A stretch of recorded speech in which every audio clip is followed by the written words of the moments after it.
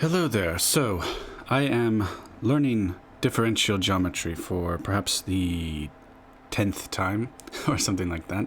It is a tough subject to learn, but I am finally making progress, good progress, and it's a very broad subject. There are many different niches and places to look at. And it's a very rich subject. It's pretty advanced. I don't know if people study it at the undergrad level, perhaps, but I think a lot of it is pretty graduate level mathematics. Now, I do want to provide some motivation here, some sort of basic explanation about what we're talking about. It is, of course, kind of, it's calculus and geometry sort of mixed together, right? Is the most sort of coarse, low-resolution way of describing it. Now, let's see if I can get the tools working correctly. Should have done this before. Sorry. Okay, there we go. So, just as let's give a couple motivating examples. And then what I'm going to talk about later is conic sections, which is a niche in this. Of course, you don't have to talk about differential geometry at all when you're talking about conic sections. However, within the subject of differential geometry, the study of conic sections is a niche, but I think it's a very important niche. And it's really opening up kind of my understanding of the subject.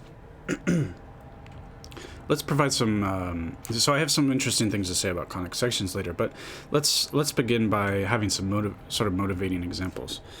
Now, I kind of want to try to draw a little bit here today, and I kind of need, I don't know, something that's gonna look like shading. But suppose you have like a sphere. This is gonna look terrible. So here's my sphere, and you want to do geometry on the sphere, right? So one of the things that comes up very early on, I would say, is that triangles on a sphere add up, the angles add up to more than 180 degrees, right? We all learn in grade school that no matter what the triangle is, the angles add up to 180 degrees, or what is that, pi over pi, if you prefer. But on the surface of a sphere, things are different. It has positive curvature, so there's this thing called Gaussian curvature, which is denoted with a K. I'll make a funny-looking K. So when it's greater than 0, you have this situation here. Now, there's various ways of measuring Gaussian curvature, but I think one of them that's decent is about about looking at the degrees of a triangle. How much you look at the angles of a triangle, add them up, and how much it goes over 180. If I remember correctly, that's one way of talking about Gaussian curvature. However, I could be wrong. But anyway, that's definitely something that happens.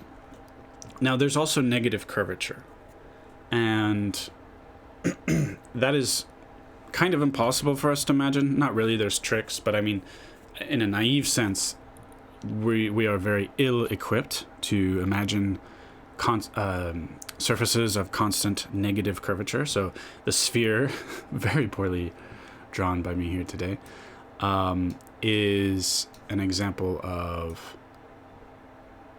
constant positive curvature. So you could imagine more complicated surfaces with positive curvature here, negative curvature over there. So I think you can talk about the surface of a circle as well as having positive curvature. But to be honest, I haven't really looked at the 2D examples too much. But it's definitely something that we care about in differential geometry. We care about curves, which we view as one-dimensional. You can view it as a one-dimensional surface, right? So, yeah, I'm thinking if I want to... I'm not going to really talk about it, maybe later. There's something called manifold theory. And whenever I say surface, technically what I'm really referring to is a manifold, usually. So I might use that word. Just, if you don't know what a manifold is, when you hear it, think of a surface. The difference is that, so there's topological spaces. Normally in topology, if you take a topology course, you're allowed to stretch and bend surfaces in topology, and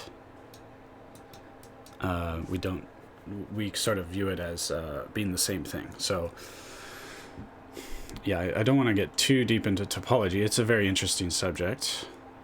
It's not a strict prerequisite for getting into differential geometry, but certain subjects, certain things will help. Now, with a manifold, you've defined a concept of distance on the surface. And once you've defined a concept of distance, so I'll give you the technical terminology, but don't worry about it if it sounds very foreign, but we equip a metric. And so the metric, and I'd like to talk more about this later. A metric, I mean, it's a matrix. However, that's very misleading. Okay, so for example, well, let's talk about 3 dimensions. The identity matrix is the ordinary Euclidean metric of flat space. Let me speak briefly on the prerequisites. So, naively, if you're new to this, you see differential, and you may know that that's something from calculus. Differential calculus. That's the sort of the first calculus stuff that you learn. You know, as opposed to integral calculus, as opposed to, you can go into multivariable calculus or vector calculus. You know, there's various adjectives we can put in front of the word calculus. Okay, but yeah, differentials, we kind of think of this a delta x or like a dx, right? I think this is a differential. D of whatever you're talking about. This infinitesimal, this very tiny thing, right? And so while topology and manifold theory and this kind of stuff, if you've studied them before, they will be helpful. They're not really strict prerequisites for getting into it. And I'll explain things as I go, what you need to know. But I'd say linear algebra comes up a lot. Linear algebra, and this is sort of something that you definitely study. If you're in a STEM field in college, I'm sure you study it, but it's the study of basically vectors and matrices. Okay, and the matrices are how the vectors transform. So it's a very common pattern you see in math. When you learn a new area of math, okay, you are given certain objects of study. We have the objects in the whatever we're studying. So, for example, there's this thing called category theory. Well, the objects in category theory are categories, right? There's group theory. The objects in that are groups. There's ring theory. The objects in ring theory are rings, and so on. So, in linear algebra, the basic objects are vectors. So first you learn what are the basic objects, and then you learn how those objects transform, how they change, right? That's after you've learned what something does, or what something is rather, then we look at how can we mess with it, how can we change it. So you look at how things transform, and very commonly that's in many different areas of math. That's in generality, that's going to be maps, which are basically functions. Okay, I don't think there's really there might be a very technical distinction between maps and functions, but if there is, if anybody knows, they can comment. But as far as my brain works, these are basically interchangeable words. There could be a technical error there, but and so the matrices are the things that transform the vectors, basically. If we have a vector space, and I've talked before here about vectors and vector spaces and matrices and all that, so I'm not going to go too deep into it. I'd say this is a prerequisite if you're going to do differential geometry. You need to know some basic things about vectors and matrices. Another thing that's a little tricky in linear algebra that I haven't talked about much is that there's these dual vector spaces. And the elements of the dual vector space are called dual vectors, or I'll write dual vector space. Sometimes they're called covectors. They have many names, okay? And they can also be one forms. And when I hear the word form, and this is going to come up, a form, and these covectors as well, a way to think of it, there's bound to be multiple ways to think about it, but the thing that comes to my mind first is you think of it as something that measures the vectors. So if you have a bunch of vectors floating around, now normally in a linear algebra class, all the vectors have their tails at the origin, okay? So when I say there's a bunch of vectors floating around, you got a bunch of different vectors, but they all have the tail at the origin. And the one form, or the covector, they are maps that go from vectors. They go from vectors into a field. So basically, typically this is going to be the real numbers. But you could have you can do fancy schmancy things. It could be a finite vector space, and you could map it into a finite field. You could be doing complex numbers and all kinds of fancy schmancy things. It could be rational stuff going on instead, okay? But I think the default thing we want to look at first is just real numbers, and that's what I spend most of my time thinking about. So if we map, basically we're talking about measuring vectors. So why would you do that? Well, vectors, another way of thinking about vectors is all the vectors in a vector space correspond to all the points in the vector space, right? For every point we have a vector, and for every vector we have a point. So, for example, if you were talking about temperature, you have a chart of some area of, your local area or something. The weather person appears on the TV and says what the temperature is going to be. Now, they pick little areas to write a temperature, but you can imagine if you were doing this on a computer or something, you could imagine at every point you have a temperature. And you have some kind of a differential equation that everywhere is defined everywhere. Okay? So, there's various sort of fundamental objects that we need to discuss that I haven't talked about on this channel yet. However, they're good, interesting objects. A lot of the audience may have heard of a lot of this already. But for example, we're going to talk about vector fields at some point. Vector fields. And we'll have scalar fields. So for example, I just go back to the weather analogies because we're all very familiar with it. Having temperature defined everywhere is an example of a scalar field, right? It could be the magnetic field or the electric field, right? We've all thought about magnetic fields before. But basically you have a scalar, you have a number at every point in the vector space. So that would be a scalar field.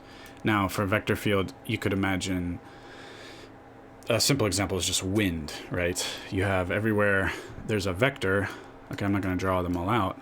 Okay, there's all kinds of vectors, and that's a vector field. It's another kind of object that we could talk about.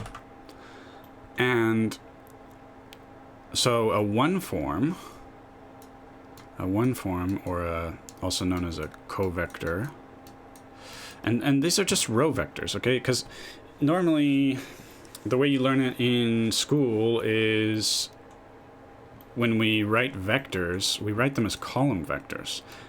Now, there's nothing magical about that. So whatever the components are, okay? We could have, and some people learned in such a way where everything was a row vector, okay? And then if you learned that a vector is always a row vector, then when you learn about dual vectors, then instead of row, it's going to be the column vector. So it's the transpose of whatever we were talking about before. So if you have a vector, okay, you can have the transpose. So if it's a column vector, it goes to a row vector, and vice versa.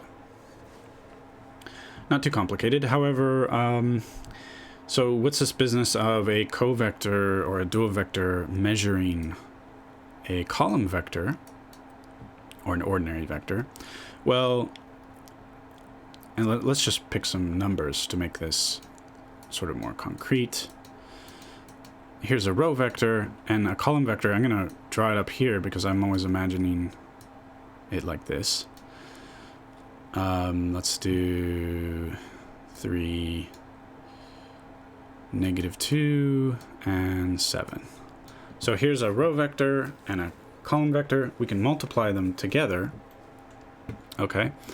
And this is a kind of matrix multiplication. You don't typically think of these as matrices, but this is a 1×3 matrix, and over here we have a 3×1 matrix. So technically, I mean, a scalar you can also think as a 1×1 matrix. A 1×1. So matrix theory is very general in the sense that vectors and scalars are kinds of matrices in a sense. And so following the normal rules of matrix multiplication, we'll get we multiply component-wise here, so 2 times 3 is 6, and then 5 times -2 is -10, and then -7, so we're going to get -11. So the result here, I could write it here, but I'll just write equals -11. So if this was our, let's say this is P, and it's a row vector, so actually writing this is bad. How do you do it? I think people sometimes do a squiggle. There's various ways of writing it. We could also write it transpose, okay, to indicate that this is a row vector. I'll write a squiggle, okay? So here's our P, and Q, which is a vector, is right here. And so do you see that we're kind of measuring? So this is, by the way, this is clearly just a dot product. So this PQ that we did, it's just a dot product, which means you do what I did. You add up, you multiply the component wise and add up things, just like I did. That's how the dot product works. Now, we can imagine that as we were doing this, we inserted a matrix, in this case the identity matrix. So let's insert the identity matrix. But actually so we're going to have Q here, okay? But let's actually just call it A. Our first example, this will be the identity matrix. Okay, so you can see why linear algebra, I mean, I'm trying to introduce differential geometry, but linear algebra is you know, a prerequisite here. So that's what we're addressing. And so here we'll start with it as the identity. Now, in this example, I'm saying that we're in 3 dimensions, okay? And the identity is going to give us the usual dot product. So how's this going to work? it's exactly what we saw up here, except now I have a row the row vector, I'll use the same one, 2, 5, -1, times a matrix. I'm just going to write the ones. And then we had this column vector, which was 3, -2, 7.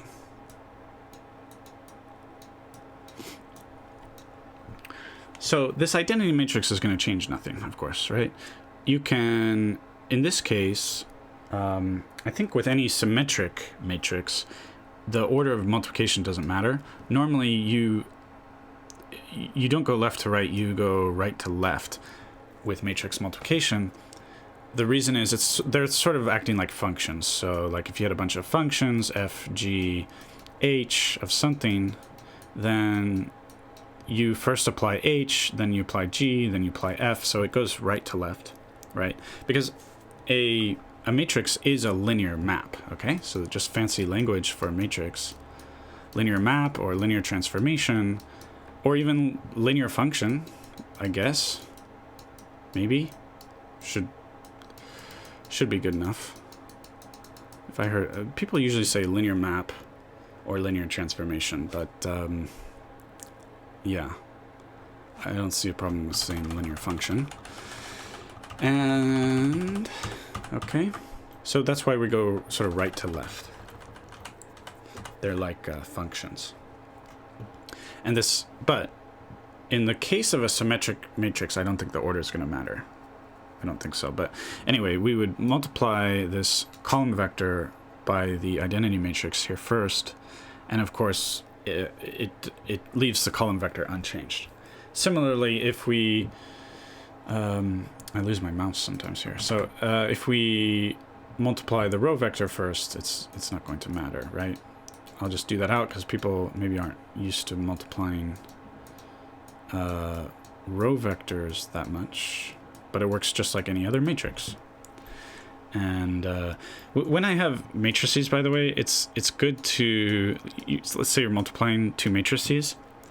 In your head, or actually do it, you just pop this one up, like I do here. And then things multiply the way that...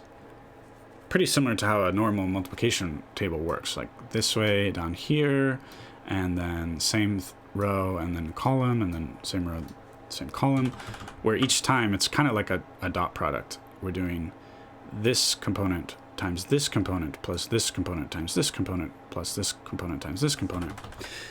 So doing this in your head, where you just sort of push the rightmost matrix up, and then you have, then it's like this, then you can have the product here. You can also check that you can multiply these matrices, because it's like, it always has to be like m times n, or m by n by whatever, p or whatever. These have to match. So the columns of the first matrix, the number of columns of the first matrix has to be the number of rows of the second matrix. So what that means is that if you have 3 columns here, they need to match 3 rows here. So quickly in your head, you can pop that first matrix up here, and at that stage, if you want, you can check that the number of items here has to match the number of items here.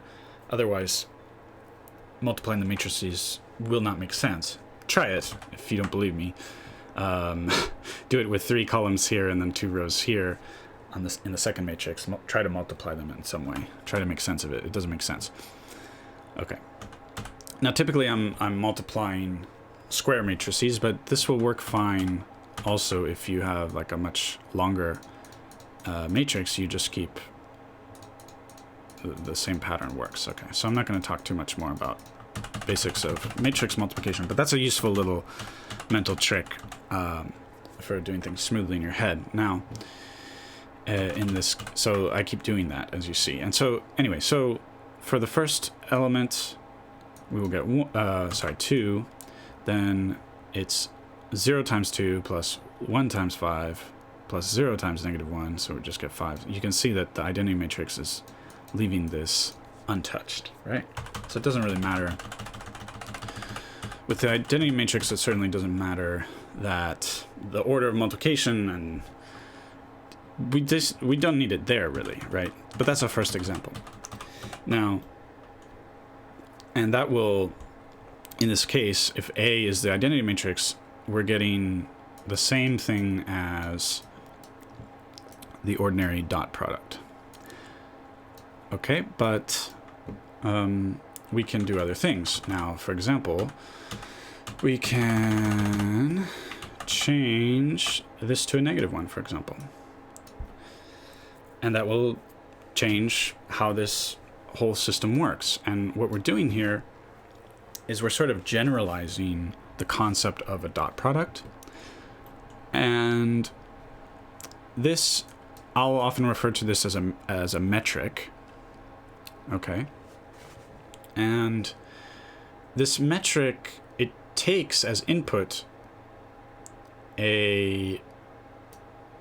well, the way I'm doing this is it's taking a covector and a vector. Now, it might be necessary that technically for a metric, in the sense of general relativity, a metric will take two, I forget if it takes two vectors or two covectors. It's a little different, I think. So I might be abusing the terminology a bit, calling this a metric. But so technically speaking, we're talking about bilinear symmetric forms. Okay. But this word form gets back to this concept of sort of measuring something. Okay. So I don't want to go too deep into it. What's the other word commonly used? Well, dot product is really only used in the case where we're talking about we have an identity matrix here.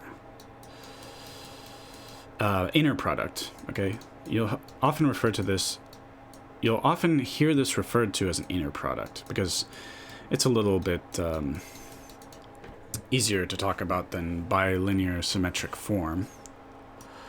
Also, the theory of bilinear symmetric forms and the theory of inner products, and there's inner product spaces and this kind of stuff, and then there's the metric. You know, these all might be slightly different. I don't have the level of knowledge to tell you for sure that these are exactly the same, but these are roughly the same concepts. You'll often, in this context where we have, it's sort of the generalization of a dot product, right? So you'll often hear people refer to the usual dot product to specify. You can think of the identity matrix then. You have it, like I just showed you, it forms the usual dot product, okay? And in this general context where we're playing with different symmetric matrices here, it will usually this is not referred to as a dot product anymore. Usually it's referred to as an inner product because that's kind of the easiest thing to say, or maybe a metric. Another word you'll hear, just to make things more confusing, you'll often hear it referred to as a norm or a quadratic form, but these words are about ways of measuring vectors.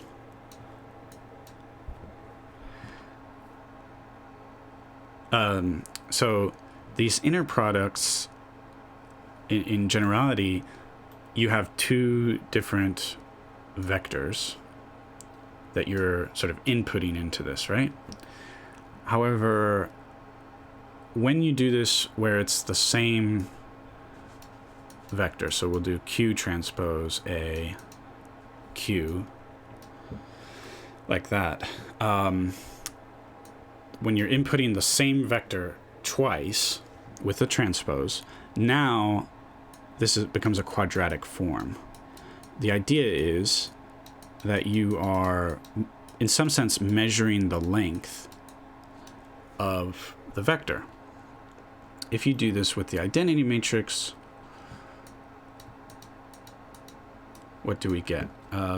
So let's do this sort of more generally. We'll have a x naught, x1, and x2. I'm not writing the commas because it will get a little cluttered. So x0, x1, x2, and we had a x0, x1, x2 here because we're talking about the same vector. Now again, the identity matrix here is not going to matter, and basically what we get here is we get x0 squared plus x1 squared plus x2 squared, and this is going to equal the distance squared.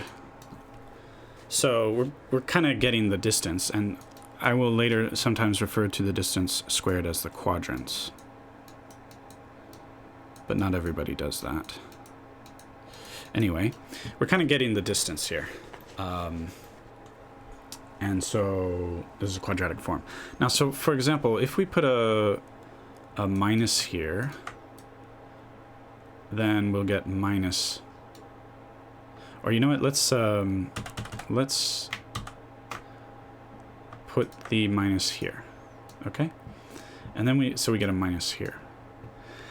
And this is basically how sort of your basic special relativity works.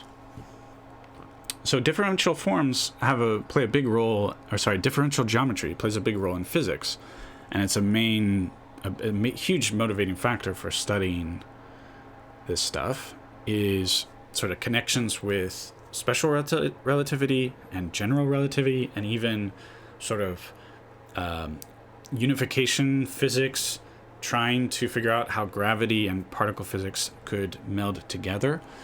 So okay, I'll write the zeros in case some people are bothered by not having the zeros there. This is basically going to be this is basically the metric that you use for basic special relativity. So this x naught, think of it as time. And also, we'll need one more dimension, I guess. So imagine there's an x3 here, there's 0, 0, 1, 0, 0. It's a 4 by 4, and we have an x3 here. But whatever. Sometimes we kind of pretend that there's just two dimensions of space and one of time, so that we can graph things nicely in 3 dimensions and think about things very sort of cleanly. So if you want to study special relativity, sometimes you are trying to think in 4 dimensions, 3 of space and 1 of time, and sometimes you're trying to think about you just kind of simplify it. You'll see that quite often. So we have time here, for example, and then we just have 2 spatial dimensions, just to make things a little simpler. And when you put a negative here, like let's take a even more basic example, just -1 and 1, and we have, let's call it time now. Time and x. And time and x as a row vector. Now, when we multiply this out, we're going to get negative time squared plus x squared. And this is, what kind of shape is this? This is a hyperbola. So I don't want to go into too much depth, because I think most of the audience, if you've made it this far, you probably know what a hyperbola is, and you know what the equation of a hyperbola looks like. So this would be x direction and time. Am I doing this hyperbola correctly? It's kind of hard to talk in a video and think at the same time. But there are various equations of hyperbolae. So look into it. I might have made a mistake. But the important thing, this is a hyperbola. And so it equals some k, some constant. So a surface of constant so, distance in quotes, okay? This, I should call it a space-time interval. S, I guess.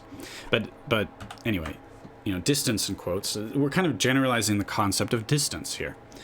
And so these sort of surfaces of constant distance, rather than a circle, we now have a hyperbola. So the Euclidean distance kind of works like with a r theta, and you have circles and spheres are the surfaces of constant distance. When we get into into special relativity, we have this, it's sort of the simple example. Now with general relativity, you can basically have, at every point in space, you can have any symmetric matrix here. And that is going to give you general relativity. At every point in space, there is a symmetric, it's called a metric tensor, okay? But it's the metric. Tensor is an even more general thing, but so matrices are kind of general because vectors are also technically matrices, and even a scalar you could think of as a one-by-one matrix. Well, tensors are something that's even more general, where everything I just said is also a tensor, but then tensors can have more stuff going on, which we might talk about another day. But this metric tensor in general relativity, sometimes people will say, oh, it's just a matrix. It's just a symmetric matrix. It's a matrix in the sense that you write it as an array of numbers. And so I think that's very misleading to say that it's just a matrix, because it doesn't work. The metric tensor does not represent a linear transformation the way that we normally think of matrices. So I can't explain all of general relativity here today, but I just thought I'd mention that if you start thinking about putting different kinds of values in here, as long as you use a symmetric matrix, then you can start playing around with general relativity stuff. Now, this simple example where we just have, it's like the identity matrix, but we have put a negative sign where for the corresponding to the time component, that will give us the structure of special relativity. So special relativity you can think of as a special case where we're not talking about gravity. We're just talking about actually how the real world works, where the speed of light is constant, and concepts of velocity and the passage of time and distance are relative, actually. So that was a huge, of course, sort of revolution in human thought, that we realized that time and measurement of distance are, so sort of, when I say that, think of like ruler sticks, right? It's not just time and velocity that is relative, but it's also how you measure distance is also relative. So ruler sticks. So sticks measuring length, okay? Measurements of length, those are also relative. So yeah, this revolution of thought where we realized that time and distance are not absolute concepts. They're relative. Now, I feel I would be remiss in not saying that not everything is relative. There's this thing called the space-time interval. And that is what Einstein found is it is invariant for all observers. So I think Einstein actually kind of disliked that his ideas were referred to as relativity. Now, for all the reasons I just said, things being relative is a broad theme in the subject, of course. But his insight and a lot of the insight was about finding this space-time interval, which is kind of the new concept of distance in the framework of special relativity and general relativity. So there is this sort of invariant, it's true for all observers, the space-time interval, and that is sort of the new concept of time and distance. We replace the absolute notions of time and distance with the space-time interval, which is true for all observers. And it looks something like your time minus your... it looks something like this. But there's a convention here. The important thing is that time and your space numbers have opposite sign. So you could also have negative t squared plus. Okay, and these are referred to as different signatures, different signature conventions. So it's a convention. Do you choose this one or do you choose this one? Depending on different... physicists have not fully agreed, and depending on different contexts, one way of doing it is more useful than some other way. But with these surfaces of constant space-time interval in a region of space-time where you're ignoring gravity, these surfaces of constant space-time interval will be hyperbolic manifolds. They'll be hyperbolic surfaces rather than circles and spheres and so on. So for instance, think of a hyperboloid, which there's, for example, hyperboloids of revolution. If you have a hyperbola, and I didn't draw this. Those look like more like I didn't draw it correctly. It looks more like a parabola there. You can take hyperbolas and sort of spin them. Okay. And so if you imagine sort of taking this and spinning it.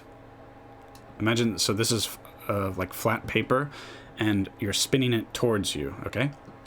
So they'll spin around, and you create, this would be a two-sheet hyperboloid, because it's separated into two sheets.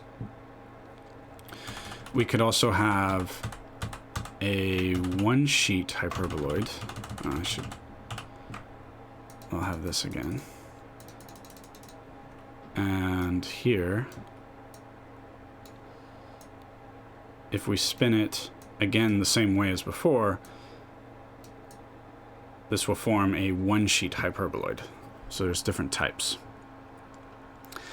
And these surfaces, or manifolds, are sort of, they're the stage on which special relativity can be done.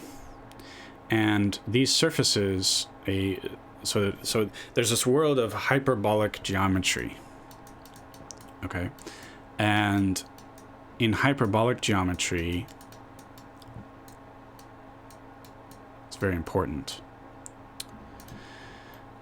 These are surfaces of constant negative curvature. So the Gaussian curvature is less than 0. And in these examples with hyperboloids and so on, the curvature is constant. And so there's this whole world of hyperbolic geometry, very interesting. I'll have to talk about it more in the future, but it's going to be important for us. Also, there's going to be projective geometry, which I'm going to talk about later.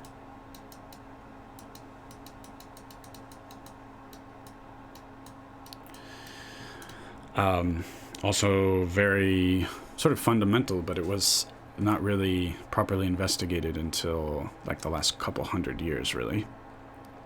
Very important, projective geometry and hyperbolic geometry. And so we'll be talking more about that. But so with general relativity, you can have regions of space. You can have complicated stuff going on with gravity, with these manifolds, where there's negative curvature here, positive curvature there. So this situation of constant negative curvature is a very sort of a canonical setup that really corresponds to special relativity. It's this sort of the simplest case, if you will. It's special. Okay. And so you have this simple metric or very simple signature here. Okay.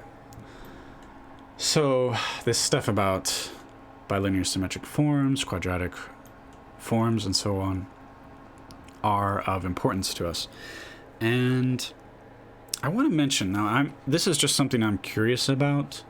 I don't really know about this, but I'm very curious about not just symmetric matrices, but any kind of matrix.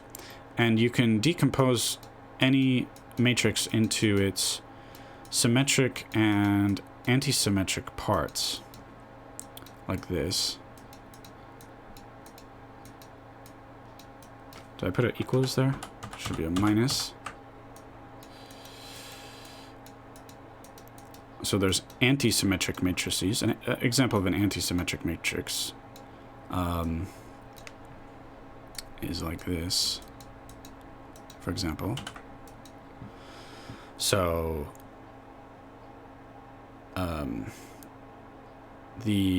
I think, does the main diagonal have to be just zeros? I forget, but I think so. And then the off-diagonal elements are opposite of each other, so it could also be negative and plus here. So that's an antisymmetric matrix.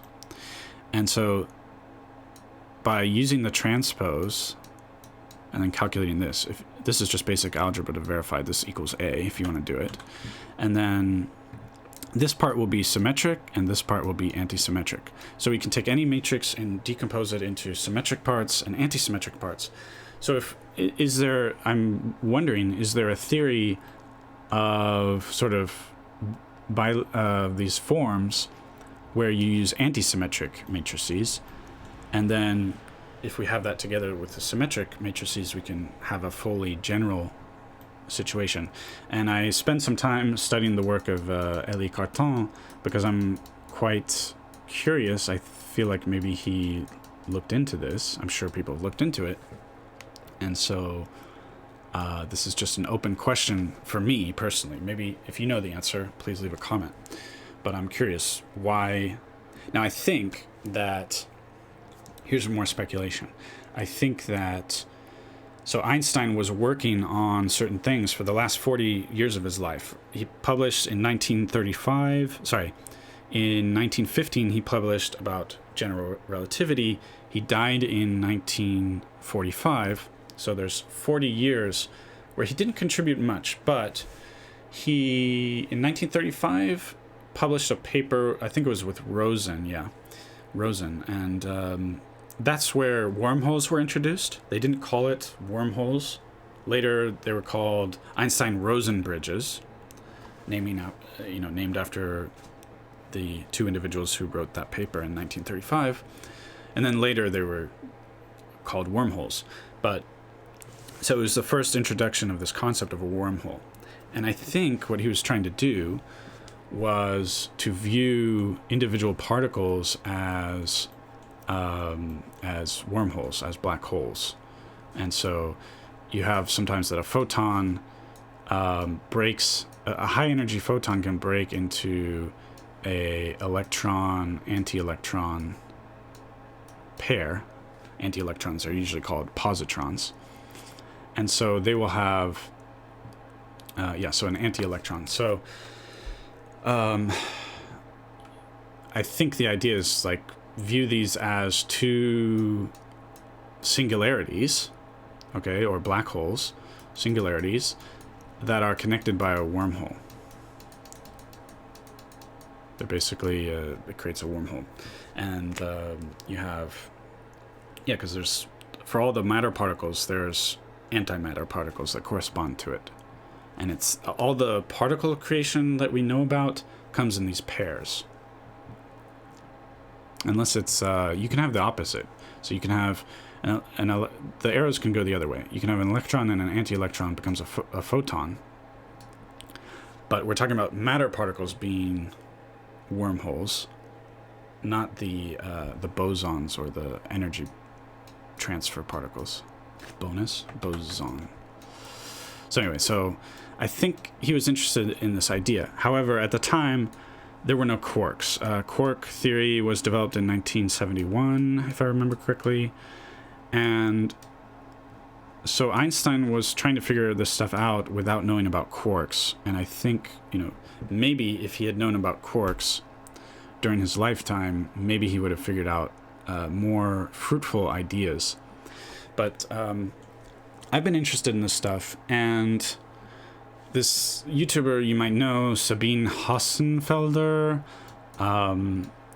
she made a video talking about this, saying that she thinks that Einstein's ideas were interesting and wishes that more physicists were looking into it.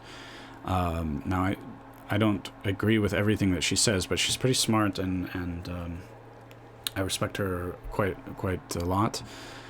And so if she says that, then I think there's probably a lot of stuff worth thinking about. And also the ideas of Cartan, Élie Cartan. And Élie Cartan and Einstein were interacting a lot. So it seems to me that the normal story with general relativity sort of involves this, what I view as sort of the compression of space-time, so squeezing and stretching of space-time. And it seems to me that it doesn't inherently involve any twisting, any torsion or twisting. And so that's what I'm thinking. Do you need an anti-symmetric metric in order to introduce twisting to the whole thing? Now there's EC theory, Einstein-Cartan theory, and so I think all of this has been investigated many times, I'm sure. However, it's not talked about a lot. Einstein-Cartan theory is, I guess, used in certain unification physics, like not twistor theory, but well, some of the stuff is probably part of the inspiration for twistor theory.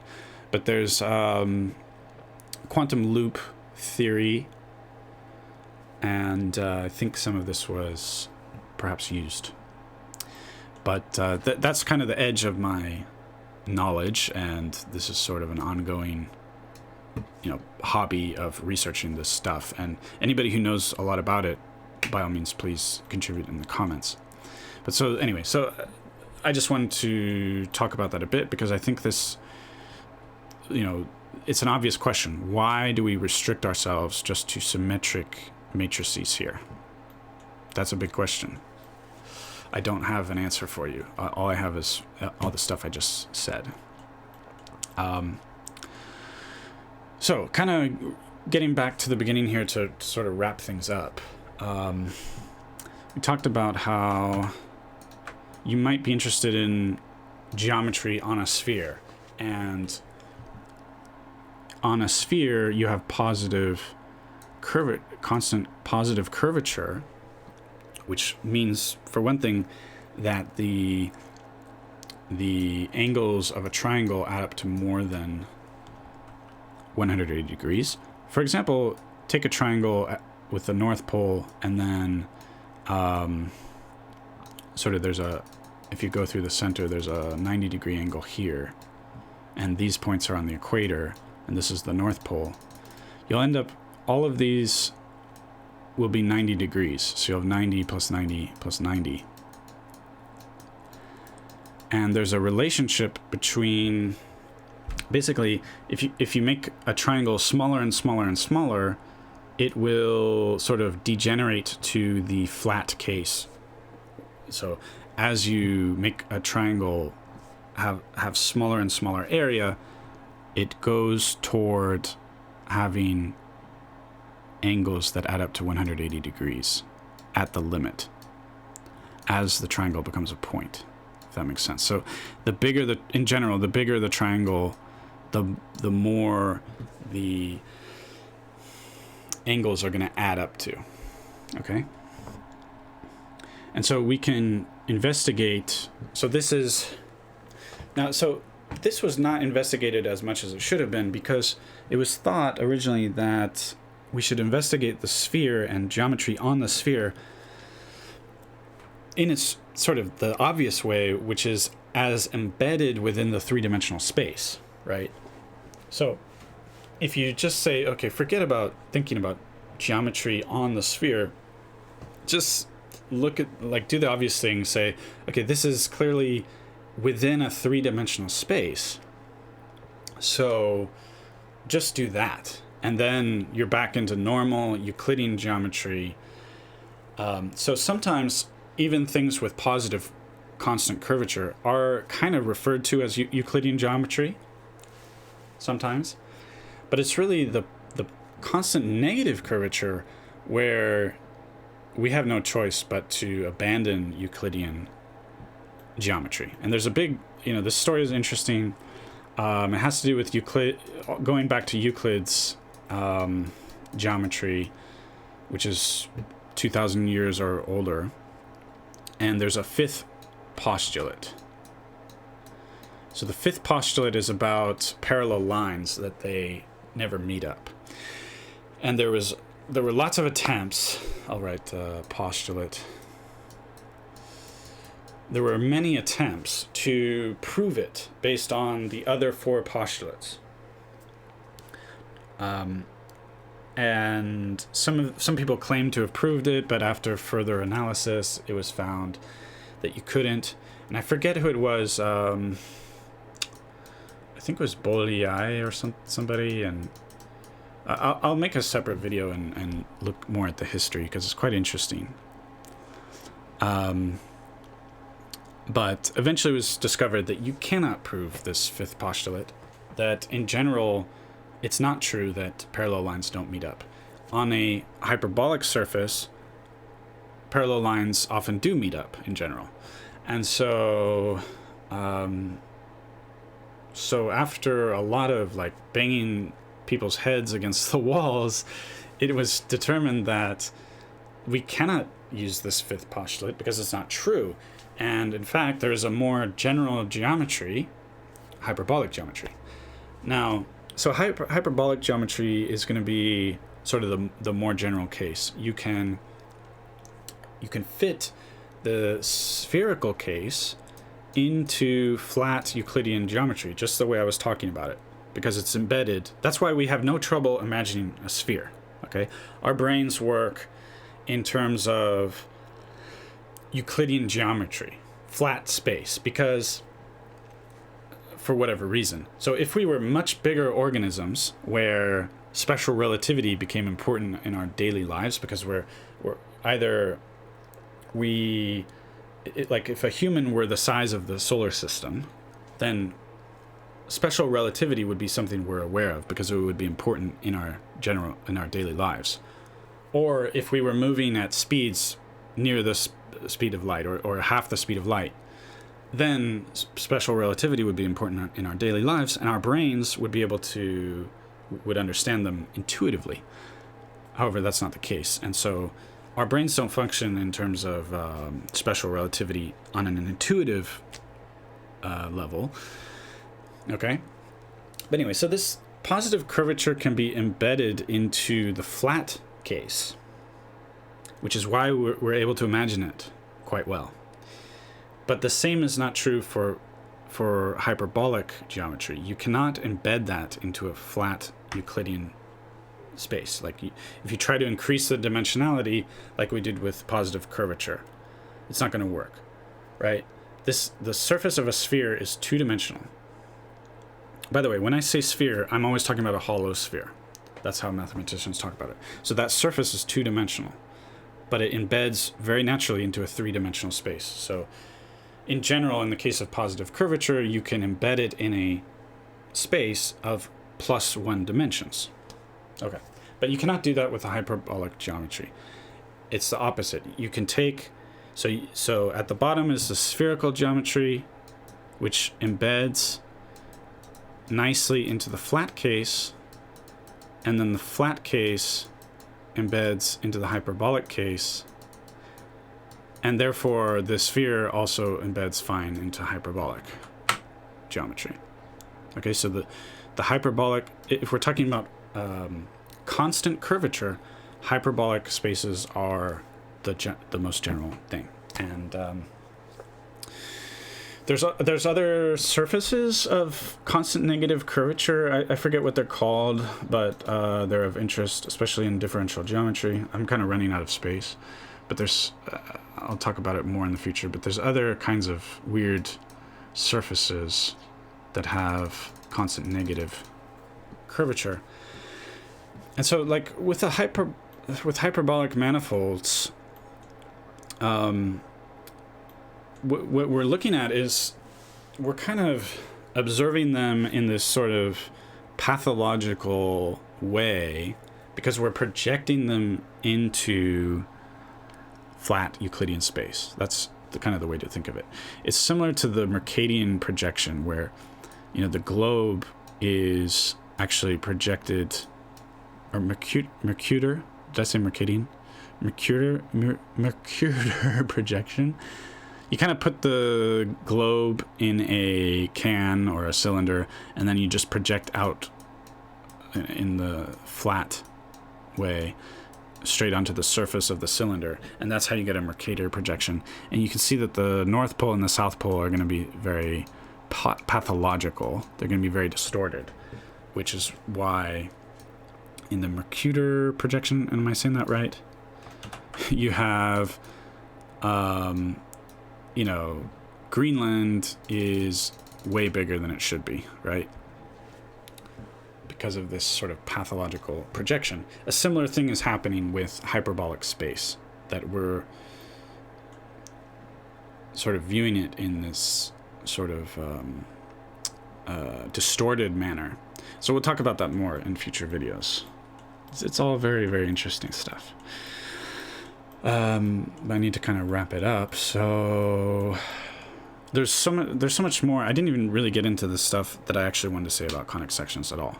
But you can see that conic sections are an obvious thing to study here because it's related to this hyperbolic geometry and this kind of stuff, and the metric in general.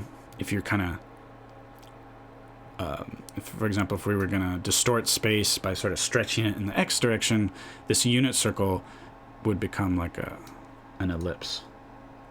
So these conic sections are definitely of importance.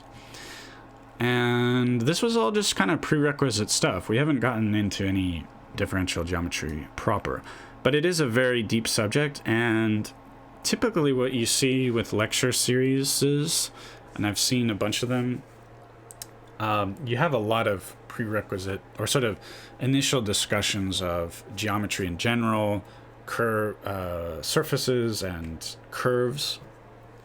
Curves being one-dimensional surfaces. And it's often studied after someone has studied topology and manifolds and all this kind of stuff. But it's not necessary to do that. I'll give you the knowledge as we go. And it's such a deep and rich area of study.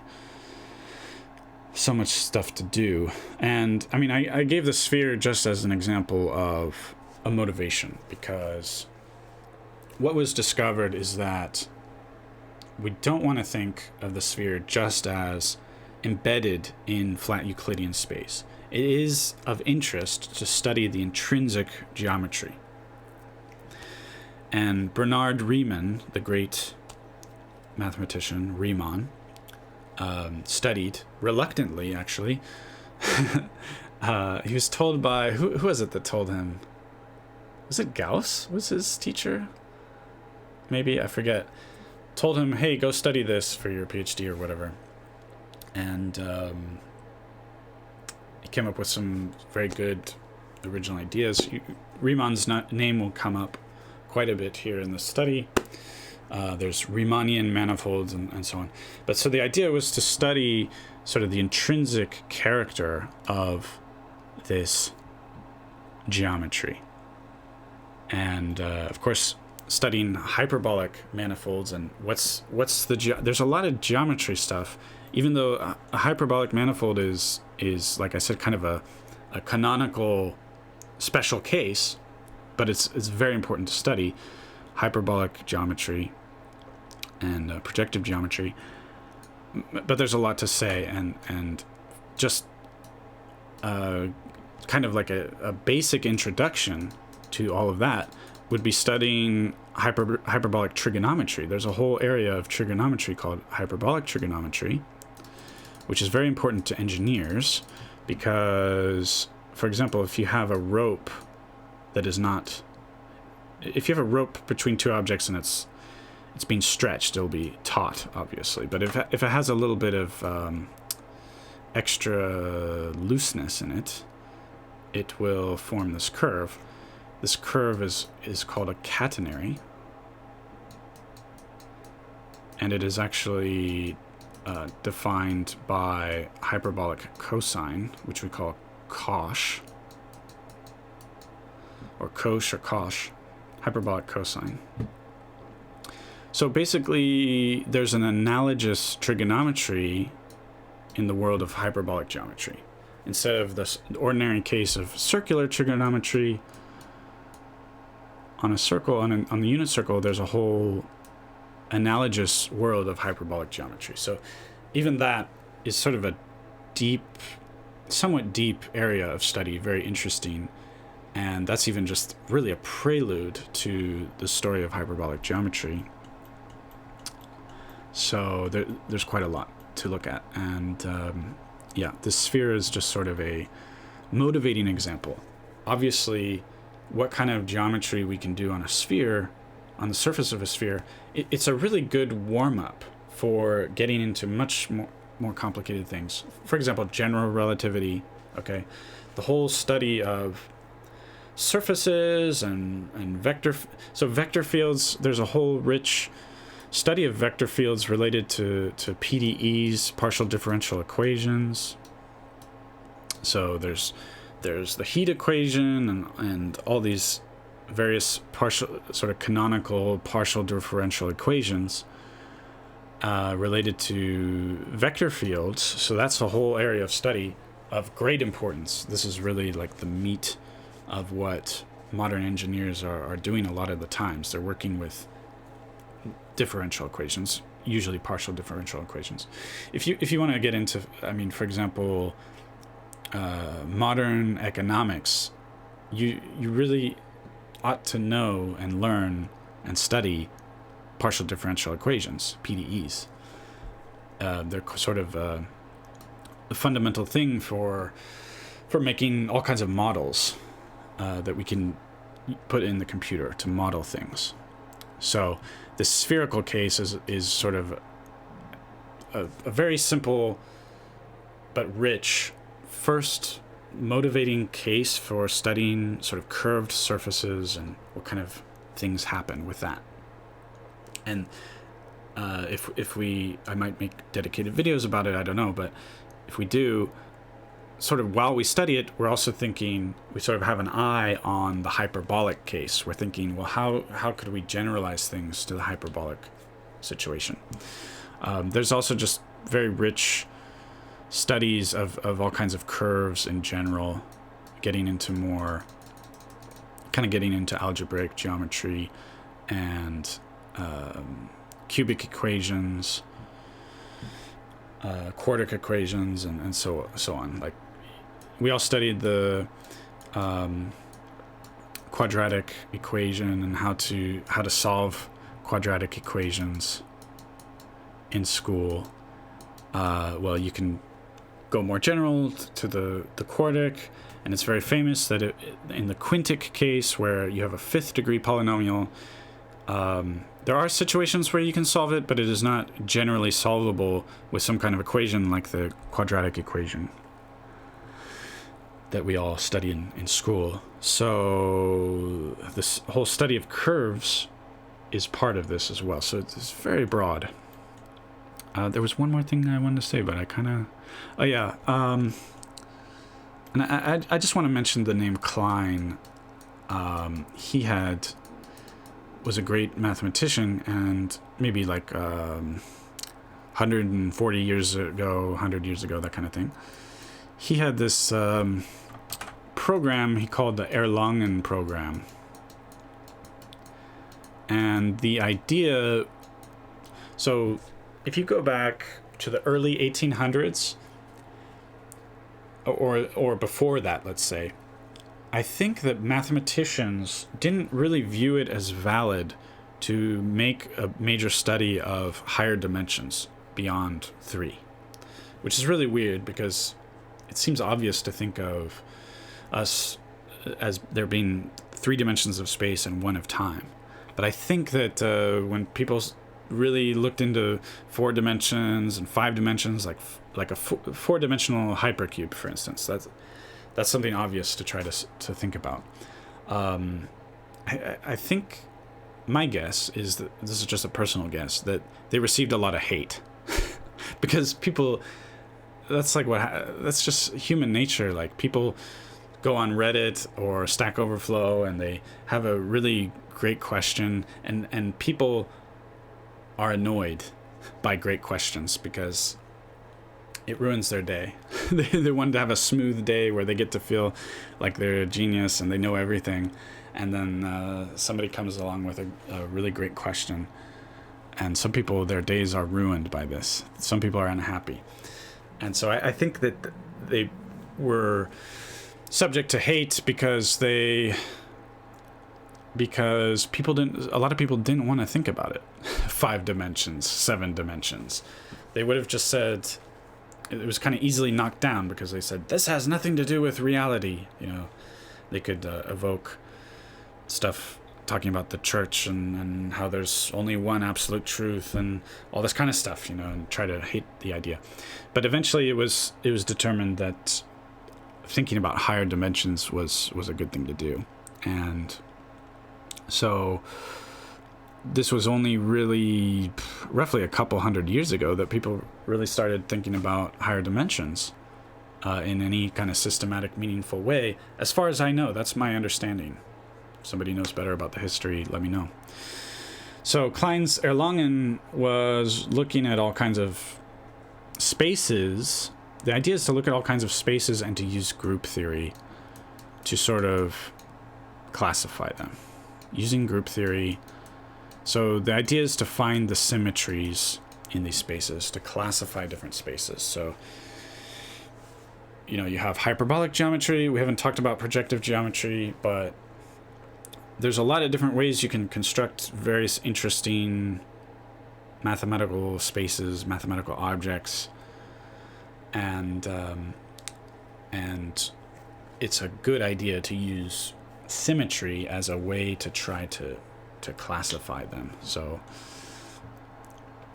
reflections, for example, are a very fundamental thing. You can, if you have a rotation, you can actually achieve a rotation by 2 reflections. So if you're studying linear algebra and thinking about all the kinds of transformations that matrices can do, well, rotation is one of the obvious things that matrices can do. But in some sense, it's not really fundamental. Reflections, in some sense, are more fundamental. Okay, because you can do rotation via 2 reflections. So something to think about. Reflections, in many ways, are very fundamental. And this connects directly with the study of symmetry and the work of, like, later Coxeter did a lot of work on this, studying polyhedra, possible reflections, studying all the possible symmetries generated by reflections in higher dimensions and classifying them. You know, spoiler, the Platonic solids have analogs in higher dimensions, which we call regular polytopes. So this is sort of relevant. The Klein's work, the Erlangen program. These are sort of perhaps they're sort of predecessors to when more modern ideas of differential geometry were developed. This was sort of in the background. It might have been, was it Klein who was Riemann's teacher? I forget. Anyway, I think that's it. That's enough for today. That's like way more than I was planning to talk about. You can see there's so much to talk about. Very rich subject, and I didn't even say the interesting stuff I wanted to talk about today. I'm just introducing differential geometry with a bunch of prerequisites. I've given you a motivating example and talked about a bunch of stuff. I haven't even really properly said what differential geometry is. So there'll just have to be a lot more conversations in the future. If you enjoyed this content, leave a like and let me know what you think in the comments. Thanks, and have a good one.